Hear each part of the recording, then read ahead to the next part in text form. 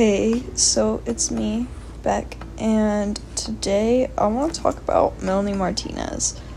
And I don't want to hear anything in the comments, just save it for yourself. Please don't waste your time. Give that energy to someone who cares, honestly. Anyways, I was a huge Melanie Martinez fan from the age of 8 all the way up to 16 years old. I'm going to be pretty transparent about this. I have struggled with depression my whole entire life because of things that happened in my early childhood.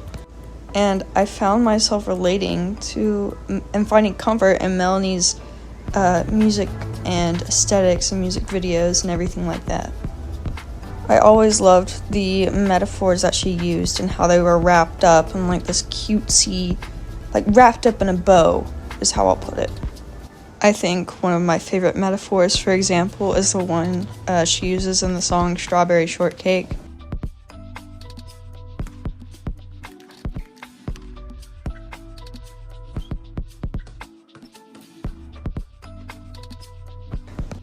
And her music is something that got me into alternative fashion and costuming so much.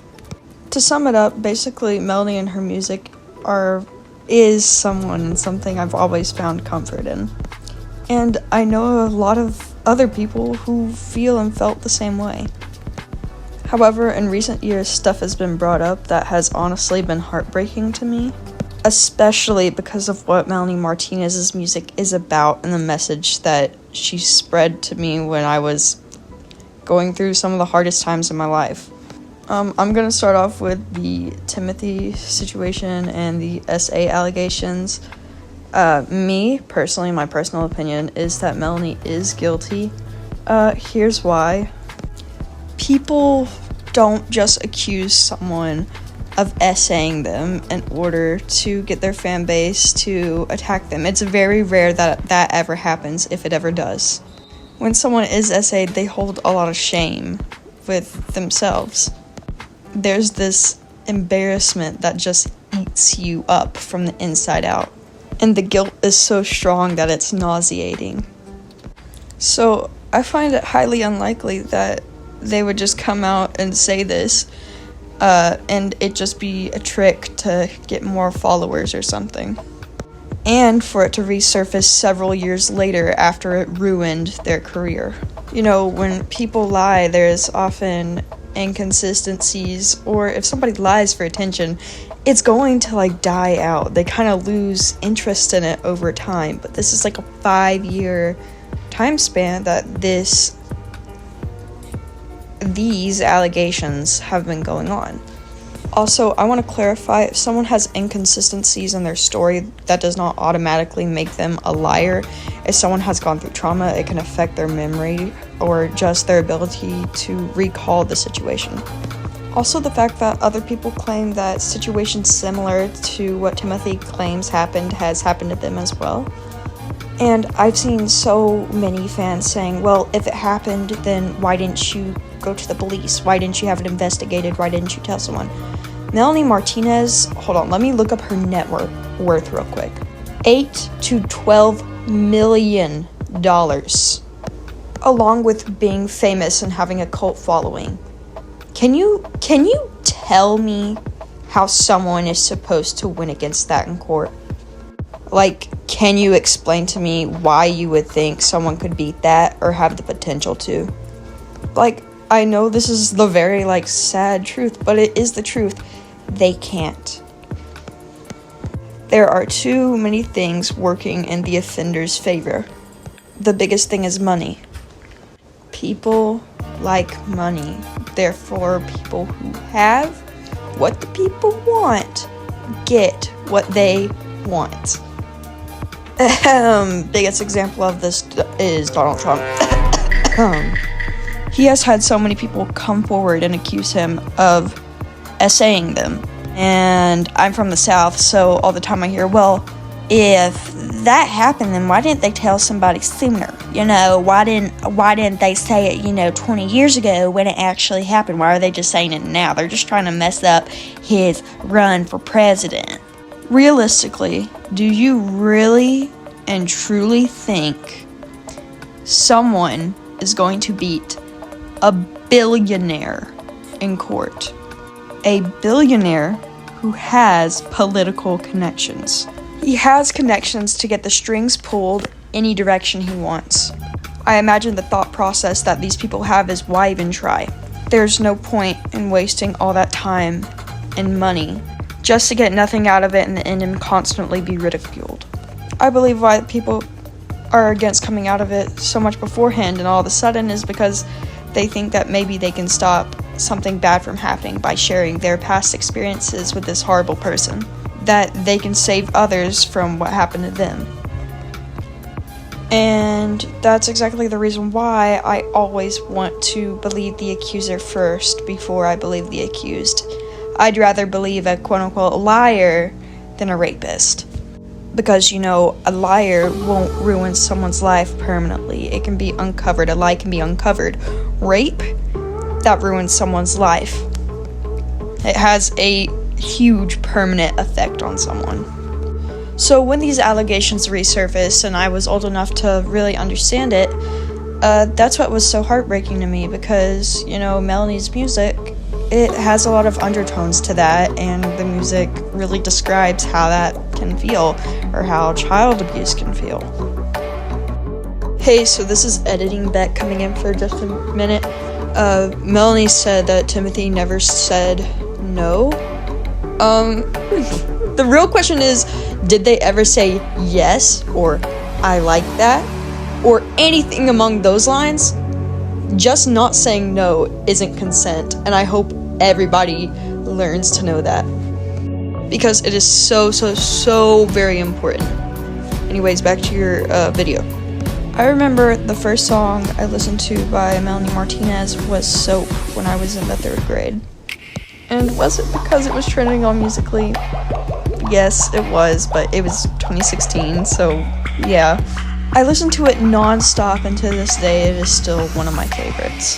However, I don't know if I can say that for the coloring page that is based on the song. The thing is, I didn't know about this page up until a week ago when there started being talk about it all over TikTok. Especially how it's perceived as inappropriate or child exploitation material. And so, I look at the picture, I take a deep look at it, and it's like, well, how can this be perceived as inappropriate? Are people not just making it that way? Like, is it only inappropriate if you view it that way? And the truth is, yes. Like, I didn't really get it at first. But then this creator, I'll put them up on screen now, and I'll let the video play. The Melanie Martinez coloring book is absolutely disgusting, and if you're defending it, I am severely judging you. There's only one kind of group of people that would be interested in coloring pictures depicting children having objects shoved into their mouth or taking a bubble bath and looking uncomfortable and scared at the same time. And this is just further proof that even women can be predators. Because I have some questions. Why did Melanie Martinez think this is cute and funny? Why is this like her whole brand is like sexualizing children? And I've never been a Melanie Martinez fan. I couldn't even tell you one song of hers. All I know of her is everything bad that I see in the media, and every single time I see something about her in the media, it has to do with essay allegations, or I'm seeing sexualized drawings of children and just weird stuff like that. And so to the fans defending this behavior, I have to ask why. Like, why do you think it's okay to produce that kind of material? How can you justify that? There are so many things that you can put into an adult coloring book that is edgy and might even spark some controversy and make people mad and blah blah blah. If you want to be that kind of person that's all edgy and pushing the limits, involving children in that does not make you edgy or pushing the limits. It makes you a pedophile. And I don't care that this is just drawings of children and it's just depictions of children, because it starts there. I have to know who had the idea of that in the first place. I genuinely want to know who thought it would be a good idea and sell well to depict a child in a bathtub having a bar of soap shoved in their mouth while they look terrified. Who is that person? I genuinely want to know, because they need to be looked into. Sexualizing children is not edgy, it's not cool, it doesn't make you cool. It simply just means that you are a predator. And it's genuinely so disgusting to me that so many people are defending this, because I have to know, why do you want to draw a picture of a child in a bathtub getting a bar of soap shoved into their mouth? Like, what about that is so funny to you? What about that is so artistic to you? There is never a time when artistic creativity should ever jeopardize the sanctity of children. I do not even want to hear anybody in the comments saying, oh my gosh, well, it's just you thinking of it that way, it's just you who sees it that way, or you're just letting your trauma dictate how you perceive art. No, y'all just can't see pedophilia when it smacks you in the face. Making any kind of art or media that puts children in any sort of suggestive light makes you a predator. It makes you somebody who should not have access to children. Like, investigate immediately. And honestly, when are we gonna get to a point in society where we do take these art forms seriously and we do actually start investigating these people who come up with all of this art from their head, just from their head? It's just my creativity. I wanna see where you drew that inspiration from. Exactly what inspired you to create that coloring book and those particular pictures within the coloring book. There has to be some sort of an inspiration, because normal people do not just think about drawing naked children getting soap shoved into their mouth. She's not making edgy art. She's grooming y'all. Explained it in a way that I could understand. See, you and I don't view it that way because we don't think the way a child predator thinks. You know, personally, when I look at this picture, I'm just seeing a kid in a bathtub with soap in their mouth. However, if you analyze it more, just like she said in the video, the child looks uncomfortable, scared even, in a vulnerable position. You know, like, the average person isn't gonna think of that. You know, the reaction is you're not gonna notice it or be like, oh, that's kind of sad, or oh, I can see how this relates to the song. But disgustingly, there are some people who like to see that. And I'm not gonna get into the implications of the drawing. I'm sure if you look at it and take these thoughts into consideration, you can see it. And when I, noticed it and I was like, oh yeah, there's definitely a problem with this, I was like, well, maybe, it's just like lost in translation. Like, maybe that wasn't the intention of the drawing and people are just perceiving it that way. Then I saw a clip from Pacify Her, the music video. Personally, this made me very, very uncomfortable, and I don't think it's just that I'm viewing it that way.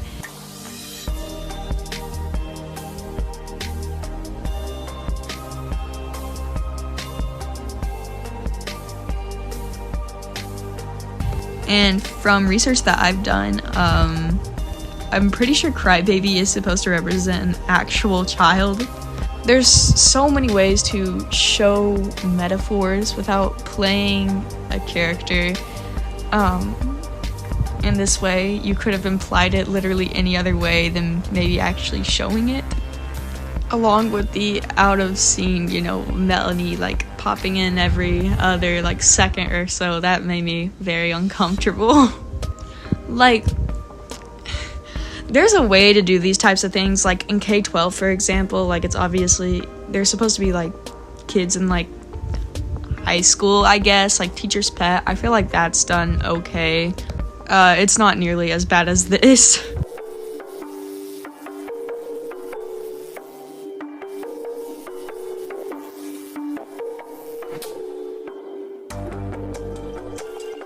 What I took away from the movie and what I remember is it's all about not conforming, and a school is the biggest place to conform. It's where you learn how to conform.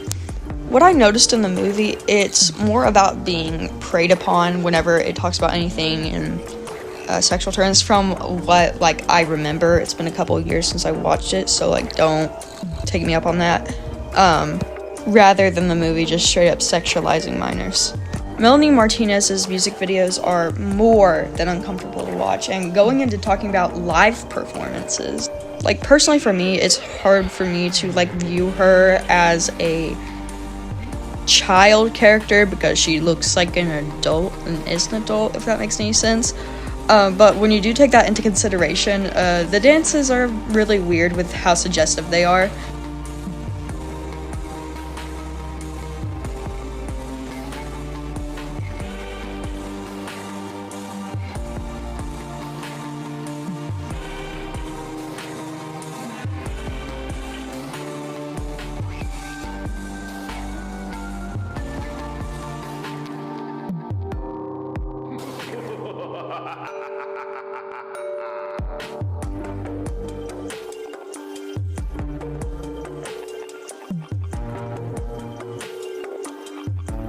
And, I don't know if this is all intentional or if it's just a coincidence or the, two aesthetics, clashing together really, really badly, and it's just something that she hasn't noticed, or...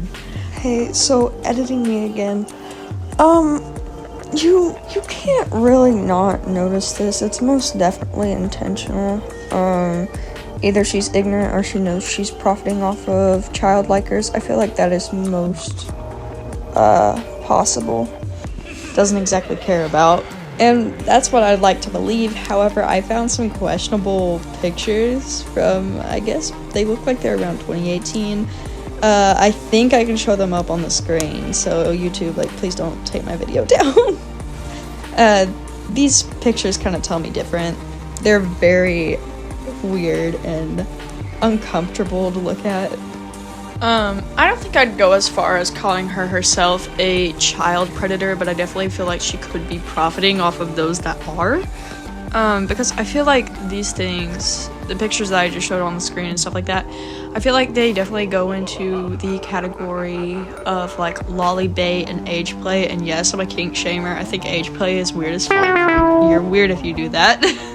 Because none of these are explicitly like cheese pizza. Like, they're very obviously not. However, they are on that edge of it. You know, the grown woman doing her makeup and her hair to look younger, like the pigtails. Everybody knows what grown men say about pigtails. It's awful and disgusting. And being put in little girls' clothes, or like baby dolls, stuff that might be associated with baby dolls. The coloring book, just like positions that she puts herself in general. Lyrics in her songs. Like, I hope you can see what I'm like saying here. I hope like it makes sense. And a lot of people perceive Melanie's whole aesthetic and stuff as like showing dark themes in childhood and how trauma like can affect and corrupt a child. And I totally believe that. Like, I see that in her music videos as something that's been a huge comfort for me. Like, basically my whole entire life. However, you have to remember, there are people that like that.